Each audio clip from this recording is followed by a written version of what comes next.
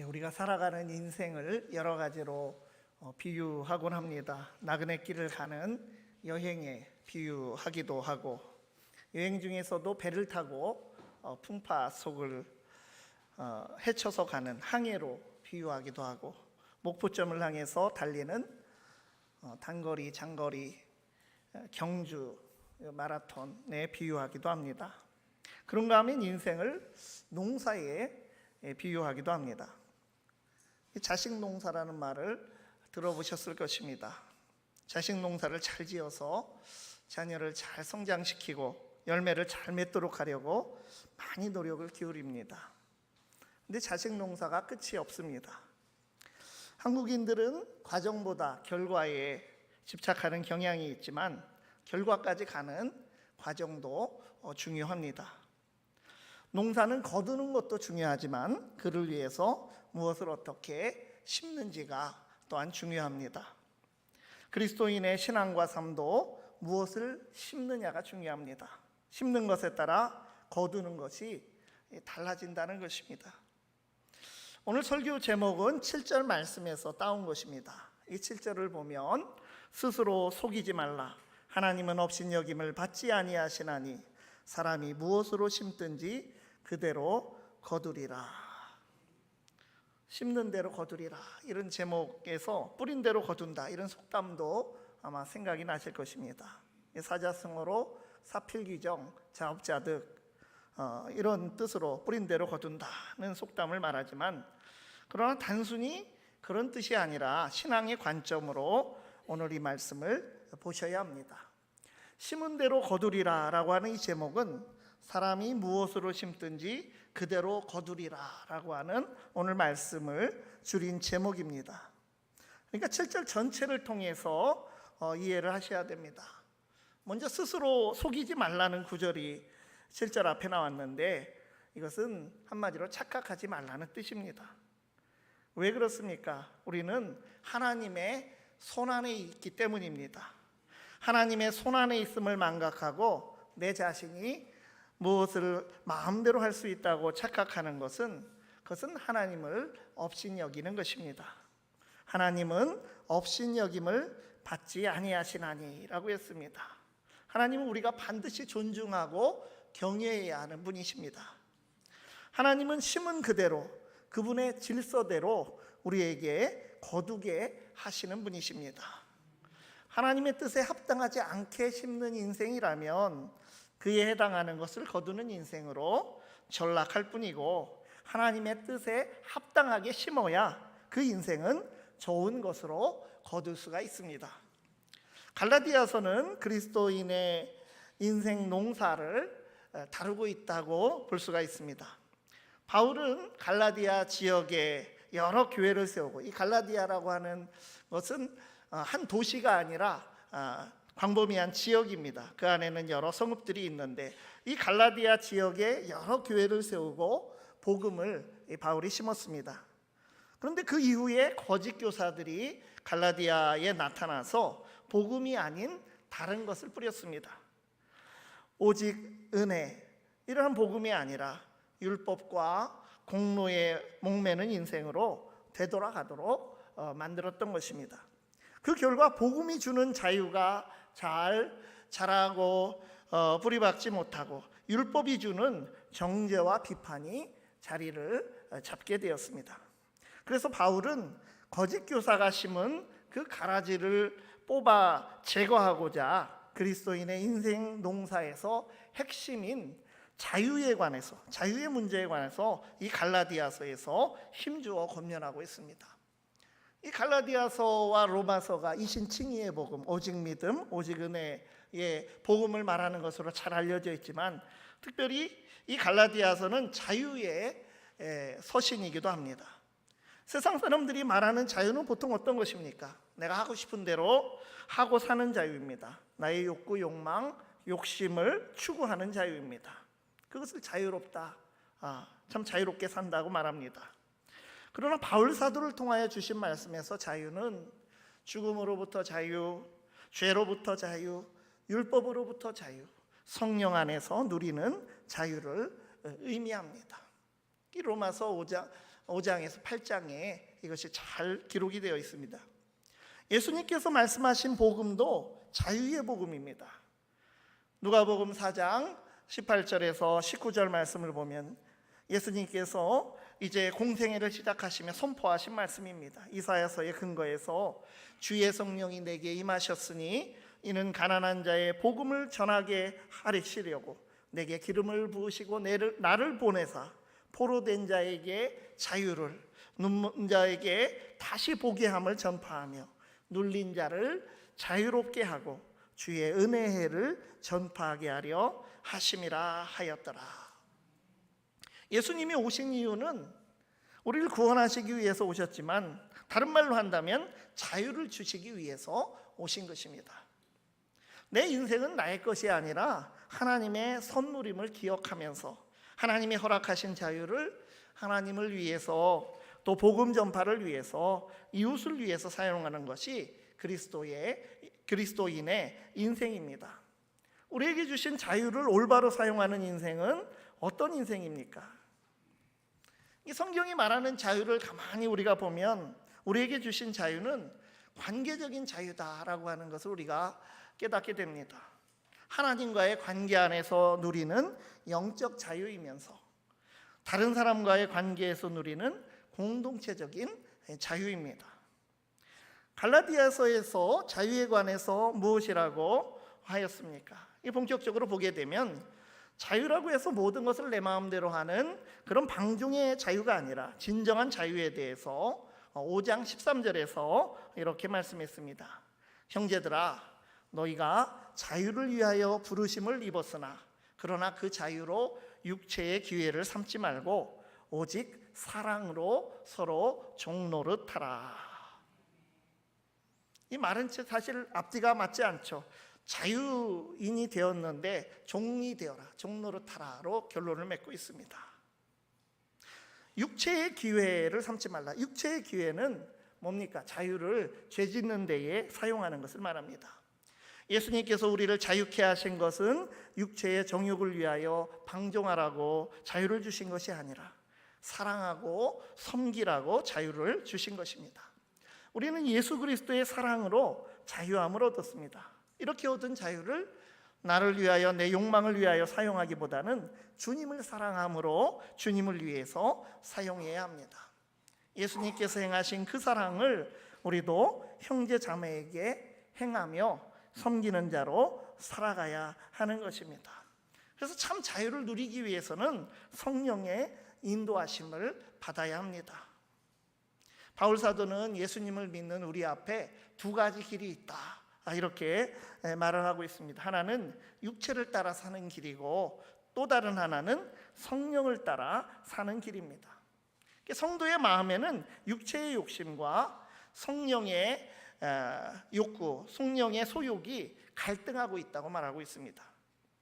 바울은 로마서에서는 두 가지 법이라는 말을 사용했습니다. 죄의 법과 하나님의 법 사이에서 갈등하고 있는 자신을 말하였고, 로마서 7장을 읽어보시면 바울이 자신의 그런 영적인 고민들, 그런 내면적인 고민들을 이야기하고 있습니다. 그러면서 우리가 잘 아는 8장 1, 2절을 보면, 로마서 8장 1, 2절을 보면, 그런즉 그리스도 예수 안에 있는 자에게는 결코 정죄함이 없나니 그리스도 예수 안에서 생명의 성령의 법이 죄와 사망의 법에서 나를 해방하였다, 너를 해방하였다, 이렇게 선언을 하고 있습니다. 그러니까 성령으로 심는 인생이 성령의 법, 하나님의 법을 따르는 삶, 성령으로 심는 인생이 되어야 하는 것입니다. 육체의 법, 죄의 법을 따른다고 하는 것은 우리 안에 원죄, 죄의 본성으로 다시 돌아가게 되는 것입니다. 성령으로 심는 인생, 성령의 법을 따르는 삶에는 성령의 열매가 따르게 됩니다. 그래서 오늘 본문 6장 1절 그 앞부분에 5장 후반부에 보면 성령의 열매에 대해서 말했습니다. 오직 성령의 열매는 사랑과 희락과 화평과 오래 참음과 자비와 양선과 충성과 온유와 절제니 이 같은 것을 금지할 법이 없느니라. 우리에게 주신 자유로 육체의 일들, 5장 19절 이하의 그 육체의 일들에 대해서 이야기하고 있습니다. 복수로 쓰여져 있습니다. 죄 짓는데 다시 쓰는 것이 아니라 이 자유를 성령의 열매를 맺어 사랑하고 섬기는 데 사용해야 합니다. 이게 전부 다른 사람과의 관계에 해당하는 열매들입니다.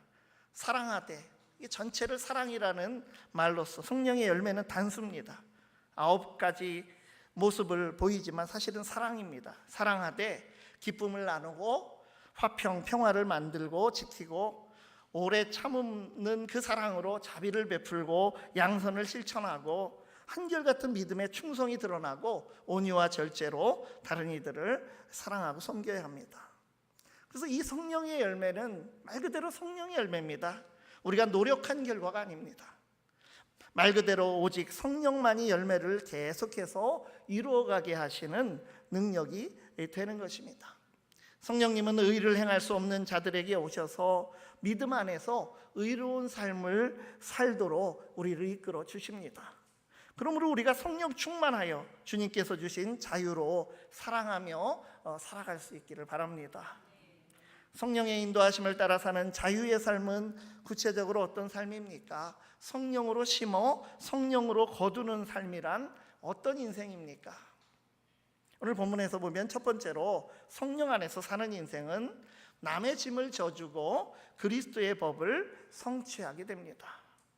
바울은 공동체 안에서 누가 인생 농사를 잘못 지어서 죄를 지은 일이 드러나게 되면 온유한 심령으로 그를 바로잡아주고 자신을 또한 살피며 두려워하며 그와 함께 나아가라고 권면하고 있습니다. 그것을 짐을 서로 지는 것이다 라고 말했습니다. 이 사람은 남의 잘못을 지적하고 또 책망하고 정죄하기를 좋아합니다. 그러나 그리스도인은 다른 사람의 잘못을 인내하고 또 그 사람이 잘못 때문에 실족하지 않도록 붙들어 주어야 합니다. 때로 누군가의 짐을 대신 져줄 수도 있어야 합니다. 이 짐은 마음의 짐일 수도 있고 도덕적 윤리적인 짐일 수도 있고 경제적인 짐일 수도 있고 영적인 짐일 수도 있습니다. 누군가 마음의 짐이 있는 사람이라면 공감하고 위로해 주는 것이 짐을 져주는 것입니다. 이 경제적인 짐을 져주는 것은 구체적으로 경제적 그러한 도움을 주는 것입니다. 도덕적 윤리적인 짐을 위해서는 포용과 용서와 기다려줌으로 짐을 함께 져줄 수 있습니다. 그럴 때 그리스도의 법이 이루어진다, 성취된다라고 말씀하고 있습니다. 그러니까 그리스도의 법이라고 하는 것은 어떤 율법이, 그 율법의 핵심이고 완성인 사랑의 법이 바로 그리스도의 법입니다. 사랑을 성취하라고 하는 말씀입니다. 남의 잘못은 인내하면서 그를 도와주고 자기 잘못이 있다면 자기가 책임을 지는 사람이 바로 그리스도인이다라고 하는 것입니다. 남의 짐을 지는 것은 사실 나에게 이익이 되지 않기 때문에 그 남의 짐을 지는 그런 삶을 살기가 어렵습니다. 사람들은 다 자기 이익을 따라서 살게 마련입니다. 이것이 세상의 기준이고 또 우리 안에 그런 본성이 있습니다. 우리는 믿음의 사람이라고 하면서도 이러한 세상의 기준을 따라서만 살 때가 많이 있습니다. 그래서 우리는 우리 자신으로가 아니라 선을 행할 힘을 공급받아야 합니다. 우리는 믿음의 사람이므로 세상의 기준이 아니라 성령을 따라서 살아가야 합니다. 그리스도의 법을 이루는 인생, 성령님의 도우심으로 그 사랑의 법, 성령의 열매를 맺는 인생이 되기를 바랍니다. 두 번째로 성령으로 심어 그 열매가 익을 때까지 낙심하지 말아야 합니다. 인생에서 심지도 않고 거두려고 하는 사람이 있고 잘못 심고도 좋은 것을 거두고 싶어 하는 사람도 있습니다. 하지만 그것은 오늘 말씀으로 표현한다면 스스로를 속이는 착각이고 하나님을 업신여기는 모독입니다. 사람이 무엇으로 심든지 그대로 거두리라.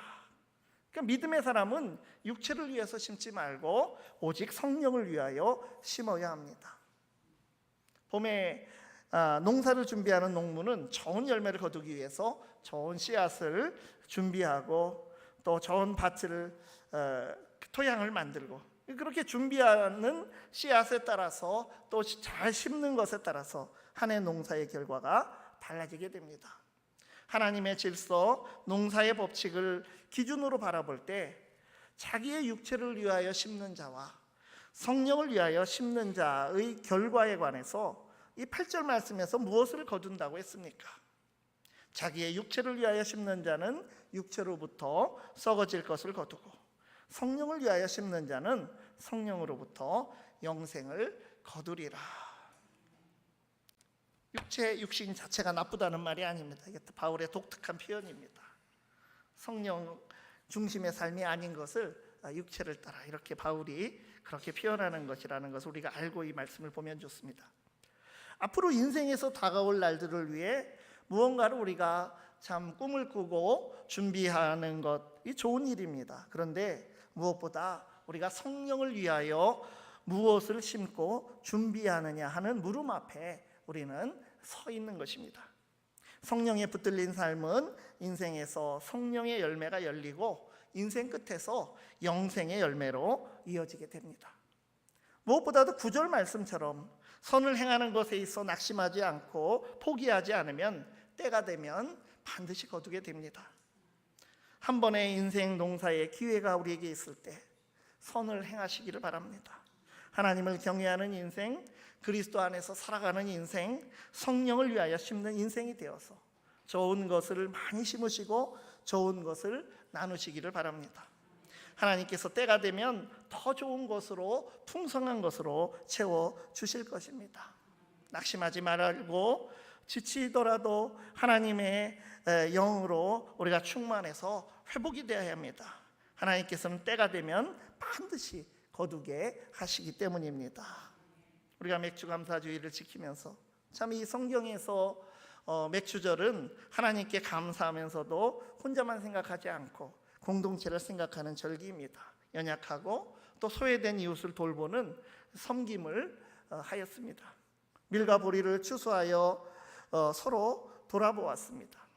우리나라도 자고로 보리 추수기에 나누어 먹는 그런 풍습이 있고 심지어 새와 짐승까지 생각해서 까치밥이다 이렇게 남겨두는 풍습도 있습니다. 성경은 추수 때 이삭이 떨어져도 줍지 말라고 했고 깡그리 추수하지 말고 가장자리를 남겨두라고 했습니다. 우리는 짐을 진 이웃들, 질병에 짐을 지고 가는 자, 빚의 짐이 무거운 자, 마음의 상처를 회복하지 못한 자, 죄의 짐에서 헤어나지 못하는 인생들에게 육신의 자유를, 경제적 자유를, 마음의 자유를, 영적인 자유를 누릴 수 있도록 나누어야 합니다. 하나님이 내게 주신 것들, 나에게 주어진 시간, 물질, 마음, 은사를 나누며 그리스도께서 주신 자유 안에서 성령의 것을 거두게 되는 하반기로 그리고 남은 우리 인생의 농사로 나아가게 되시기를 바랍니다. 기도하시겠습니다. 하나님, 우리에게 이 맥주감사주의를 허락하시니 감사합니다. 오늘 우리 삶의 자리에서 추수하는 다양한 밀과 보리들을 나누는 삶이 되게 해주시기를 바랍니다. 풍요 속에 빈곤을 경험하는 이 시대, 공존하고 공생하고 공감하는 일이 희미해지는 참 아픈 시대입니다. 교회가 진정한 자유의 가치와 의미를 회복하게 하시고 예수님처럼 우리의 시간, 마음, 물질 그 삶을 나눔으로써 한 영혼에게라도 진정한 자유를 선물하는 그리스도인으로 살아가게 하여 주시옵소서. 육체를 위하여 심는 자가 되지 않고 성령을 위하여 심는 자가 되게 하여 주시옵소서. 우리가 악하고 교만한 이 세상을 살아가도 선을 따르고 선을 행하기를 포기하지 않도록 하나님의 때에 거두게 하시는 하나님을 신뢰하는 믿음으로 살아가게 하여 주시옵소서.